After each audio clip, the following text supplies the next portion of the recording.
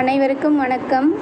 அரசு நடுநிலை, உயர்நிலை மற்றும் மேல்நிலை பள்ளியில் பயிலும் 6 முதல் 12ஆம் வகுப்பு வரை உள்ள மாணவர்களுக்கு கலை திருவிழா போட்டி நடைபெற உள்ளது. அந்த போட்டியில் கலந்துக்கிற மாணவர்கள் விவரங்களை பார்த்திங்கன்னா, பள்ளி அளவில் 6ஆம் தேதியிலிருந்து அக்டோபர் 6லிருந்து அக்டோபர் 9ஆம் தேதிக்குள்ளார நாம் EMIS இணையதளத்தில் பதிவு செய்யணும்.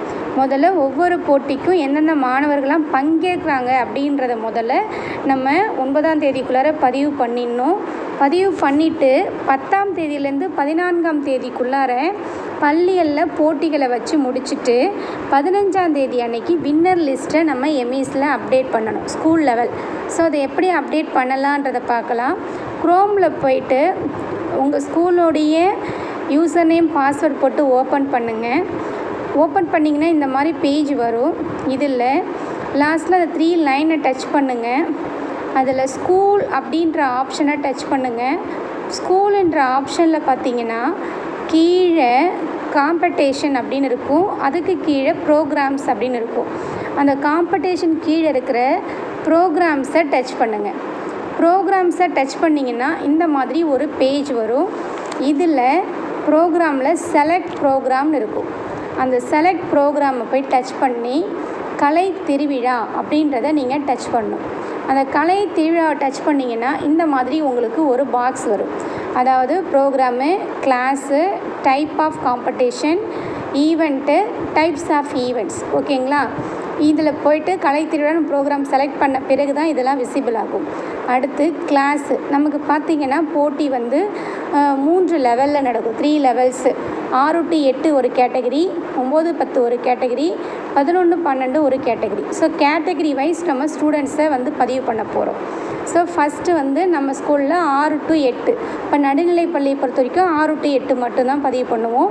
உயர்நிலை பள்ளியாக இருந்ததுன்னா 6 to 8ம் பதிவு பண்ணணும், 9 to 10 கேட்டகரியும் பதிவு பண்ணணும். அதுவே ஒரு மேல்நிலை பள்ளியாக இருந்தது அப்படின்னா 6 to 8 தனியாக, 9, 10 தனியாக, 11, 12 தனியாக. முதல்ல பள்ளி அளவில் பங்கேற்கிற மாணவர்களை பதிவு பண்ண போகிறோம். ஸோ ஃபஸ்ட்டு நம்ம கிளாஸை செலக்ட் பண்ணிட்டோம். அடுத்து டைப்ஸ் ஆஃப் காம்படிஷனை செலக்ட் பண்ணணும். Individual, team. நம்ம வந்து இண்டிவிஜுவலை மட்டும் போட்டு டீம் ஏற்றக்கூடாது. அதனால் ஃபஸ்ட்டு கிளாஸு அந்த 3 லெவலில் 6 to 8, 9, 10 அந்த மாதிரி செலக்ட் பண்ணிக்கிறோம். அடுத்து இண்டிவிஜுவலை செலக்ட் பண்ணி இண்டிவிஜுவலில் இருக்க ஒரு போட்டியாக செலக்ட் பண்ணி போடணும். அதே மாதிரி டீமை செலக்ட் பண்ணிவிட்டு அதில் ஒரு போட்டியாக நம்ம போடணும். சரிங்களா? ஃபஸ்ட்டு இண்டிவிஜுவலை செலக்ட் பண்ணியாச்சு. அதுக்கடுத்து ஈவெண்ட் கேட்டகரி. ஈவெண்ட் பார்த்திங்கன்னா நமக்கு மொத்தத்தில் ஓவரால் பார்க்கும்பொழுது 188 சப்ஹெட்டிங்ஸ் இருக்குது. ஆனால் நம்ம கேட்டகரி வைஸ் பார்த்தோம்னா அது கொஞ்சம் பிரிஞ்சு தான் வரும். அதாவது நம்ம 6 to 8 கேட்டகரியை பொறுத்த வரைக்கும் இங்கே ஈவெண்ட்ஸில் பார்த்திங்கன்னா கேட்டகரி வைஸ் பார்த்திங்கன்னா மொத்தம் 6 ஹெட்டிங்ஸில் கொடுத்துருப்பாங்க. கவின், கலை, இசை, கருவி இசை, நடனம், நாடகம், மொழித்திறன், அந்த மாதிரி 6 ஹெட்டிங்ஸ் இருக்கும். இதில் ஒரு ஹெட்டிங்ஸ்குள்ளாரையும் டைப்ஸ் ஆஃப் ஈவெண்ட்ஸ் செலக்ட் பண்ணணும். ஒவ்வொரு ஹெட்டிங்ஸ்குள்ளாரையும் எத்தனை போட்டிகள் இருக்கோ அந்த போட்டிகள் வந்து இதில் வரும். ஸோ மொத்தத்தில் பார்த்தோன்னு பார்த்திங்கன்னா நமக்கு 6 to 8 பொறுத்த வரைக்கும் 33 ஹெட்டிங்ஸில் நம்ம பதிவு பண்ணுவோம். சரிங்களா? இதில் ஒரு ஹெட்டிங்காக செலக்ட் பண்ணணும். ஃபஸ்ட்டு நம்ம கலை திருவிழா செலக்ட் பண்ணுறோம். அடுத்து கிளாஸு, அடுத்து இண்டிவிஜுவலாக டீமான்னு செலக்ட் பண்ணணும். அடுத்து ஹெட்டிங் கேட்டகரியை செலக்ட் பண்ணுறோம். அந்த கேட்டகரியில் இருக்க ஈவெண்ட்ஸு, அந்த சப் கேட்டகரியை செலக்ட் பண்ணுறோம். முடிச்சிட்டோங்களா? அதுக்கடுத்து ஆடு பார்ட்டிசிபெண்ட் நம்ம இங்கே டச் பண்ண உடனே நம்ம ஸ்கூலில் இருக்கிற 6வதுலேருந்து அப்புறம் 6, 7, 8 வகுப்பை தான் செலக்ட் பண்ணியிருக்கோம். அப்போது 6th, 7th, 8th students name இங்கே நமக்கு விசிபிள் ஆகும்.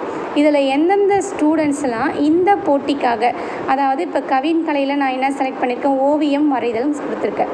இந்த ஓவியம் வரைதலில் எந்தெந்த மாணவர்கள்லாம் பங்கேற்கிறாங்களோ பள்ளி அளவில் அவங்க நேம் பக்கத்தில் இந்த மாதிரி நம்ம டிக் கொடுக்கணும். கொடுத்துட்டு கீழே சப்மிட் இருக்கும், அந்த சப்மிட் கொடுக்கணும். ஸோ இப்போதைக்கு நம்ம 9ஆம் தேதிக்குள்ளார செய்ய வேண்டியது பார்ட்டிசிபெண்ட்டை ஆட் பண்ணிவிட்டு பக்கத்தில் இருக்க வியூ பார்ட்டிசிபெண்ட்டை நீங்கள் கிளிக் பண்ணிங்கன்னா நீங்கள் கொடுத்த நேம் வரும். ஸோ நான் செலக்ட் பண்ணலை, சப்மிட் கொடுக்கலன்றதுனால வரலை. நீங்கள் கொடுத்தீங்கன்னா வந்துடும். இது முடிஞ்சிடும் 9ஆம் தேதிக்குள்ளார. அதுக்கடுத்து இங்கே செலக்ட் வின்னரை டச் பண்ணிங்கன்னா நீங்கள் பார்ட்டிசிபெண்ட்டில் ஒவ்வொரு போட்டிக்கும் யாரை செலக்ட் பண்ணிங்களோ அவங்க நேம் மட்டும்தான் காமிக்கும். அதனால் நீங்கள் பார்ட்டிசிபெண்ட் போடும்போதே எந்த போட்டியில் எந்த மாணவர்கள் கலந்துக்கிறாங்களோ அவங்க பேரை நீங்கள் செலக்ட் பண்ணாதான் அவங்க ஸ்கூல் லெவலில் வின்னராக வரும்பொழுது உங்களால் செலக்ட் பண்ண முடியும். அதுக்கடுத்து ஸ்கூல் லெவலில் நீங்கள் வின்னர் போட்டால் மட்டும்தான் அந்த மாணவர்கள் பெயர் மட்டும்தான் பிளாக்கோடைய ஐடியில் காமிக்கும். அவங்க மட்டும்தான் பிளாக் லெவல் காம்படிஷனில் கலந்துக்க முடியும். ஸோ நீங்கள் போடும்பொழுது கொஞ்சம் கேர்ஃபுல்லாக பார்த்து கரெக்டாக போடுங்க டீச்சர்ஸ். தேங்க்யூ.